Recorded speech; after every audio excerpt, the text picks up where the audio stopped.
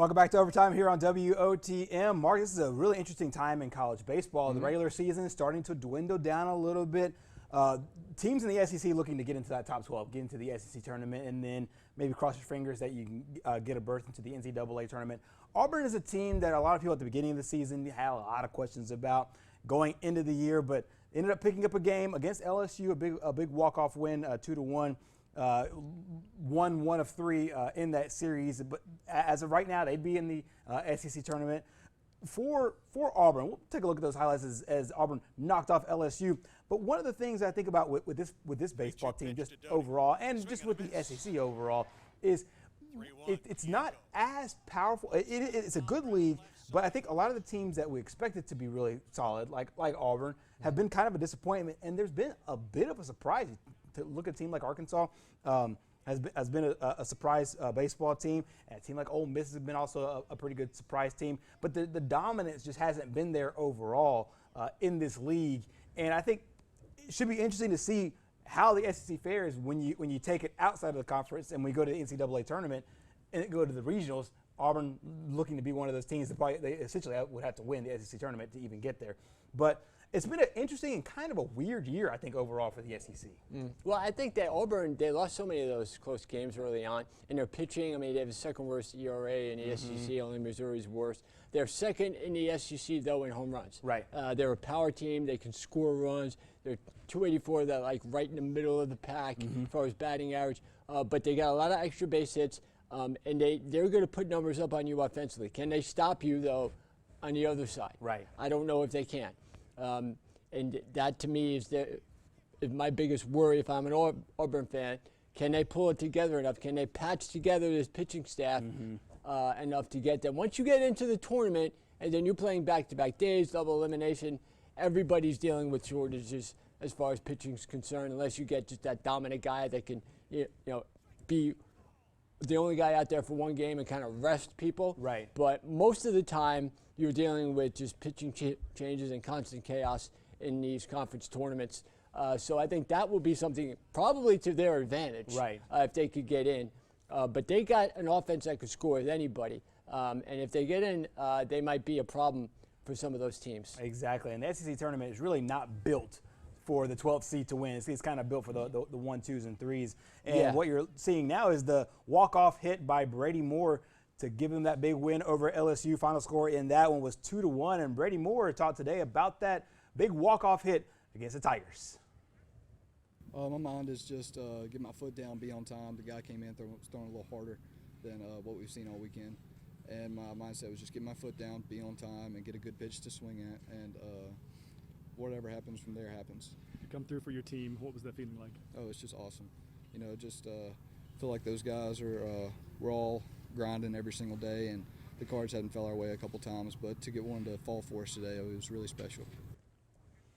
So we'll take a look at the SEC standings as it relates to to this league, and this league is obviously a really strong league. You see Auburn there at the bottom of the barrel there in the West, sitting at number 7, 6-8 record overall. However, Missouri is below them, and they'll have a battle with Texas A&M. Those 3 teams will kind of battle for that last spot there in the SEC tournament coming up. But this league to me seems like there's not a huge gap between some of the top teams in this league in the middle of the pack. I think there is kind of a bigger difference when you take the top to the bottom, but the top to the middle of the pack to me there's not necessarily this runaway team that we've seen in years past. Vanderbilt obviously has a very, very good baseball team. Arkansas has always been good. Tennessee's having a good year as well. But I mean, I wouldn't be surprised to see a team like maybe in Alabama, who we saw a stretch towards the middle of the year, having a good run here as we finish out there with the last 2 or 3 series of the season.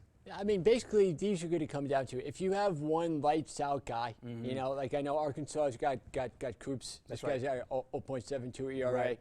And Vanderbilt's got Rocker, who's a guy that can come out of the bullpen and start. If you have a guy like that, that could be the difference between you winning and losing. That's back-to-back game where everybody's exhausted and you got to go to somebody to get that last out to advance. That's mostly what these games come down to. Very little separates a team like South Carolina. We know how good they are as a program. And even Auburn, at playing the way they've got some really good offensive players. Right. and they could get in and all of a sudden figure it out as far as pitching. Exactly. I've seen plenty pitching staffs that struggled, and then they know that they have to rely on each other, and all of a sudden they're counting on one another, backing each other up, and they pitch much better knowing that. Sometimes when you're looking at a full season, you're just overwhelmed. If you only do it for a couple games, you just suck it up, and then these guys outperform what they did during the regular season. They have the ability to do that because they can score runs. We know they can do that. Exactly. Let's go back to Major League Baseball, and one of the topics that has been really fascinating is this is a very young season, but we've already seen a bunch of no-hitters. We've seen now 4 no-hitters, and I think the record is 8 overall. What's your take on what's going on?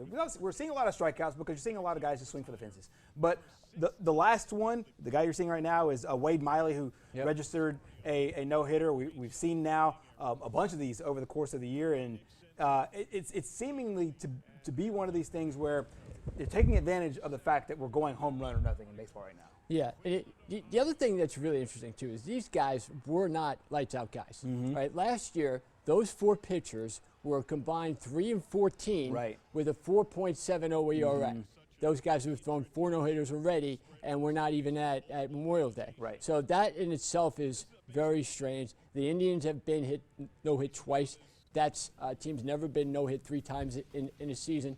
This was the Reds' 17th no-hitter. When I'm a Met fan, I'm thinking we only got 1. Right. And we really didn't even deserve that because of a bad call. It's amazing how they can just roll these things out. Right. And it seems like every other week it's happening.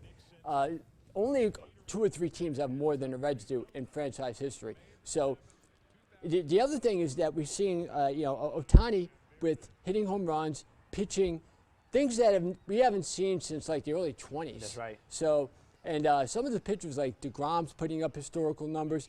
There's a lot of rookies that are doing well. So I think overall baseball is trying to adjust in more ways than one to coming off from COVID, not just health-wise, but we're starting to see development from players that have been around for a little while, not just the rookies. These are guys that have been in a major league. Miley's been in major leagues, what is he, 29 years old? Yeah.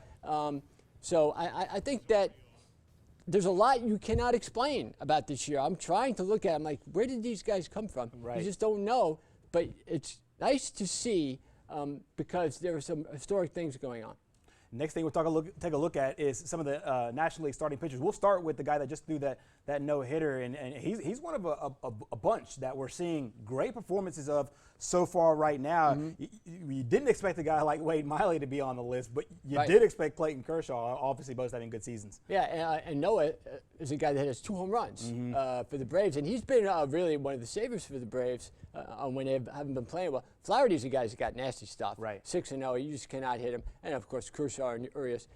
Urias last year was the key figure in him winning the World Series. Once he came into the game in the World Series against the Braves, both those games ended because he had just nasty stuff. Exactly. We'll go to rookie pitchers off to a great start as well, and some of the guys that have just jumped right into the game and so far doing really well. And you take a good look at a guy like down in Miami, Trevor Rogers, and Luis Garcia, and some of the guys that you've noticed here in the first month and a half of the season having a really, really good start. Rogers, the guy's got an incredible strikeout total, over 14 per 9 inning. Garcia's the guy we saw tonight. He's got pretty good stuff. That's right. Ball moves nasty. Kopech is a guy. He's a big guy, and his ball, again, some of these guys, I'm wondering, how do these major league players even foul the ball off them? Kopech's one of those guys. Weathers is another player. 157 batting average balls in play. That means when the ball's hit in play, they're only hitting 157. That's right. That's an amazing number for a rookie pitcher. Exactly. Well, coming up next here on Overtime, we'll do a little quick round of topics, both involving racing. One horse racing and one racing on a track. We'll discuss next.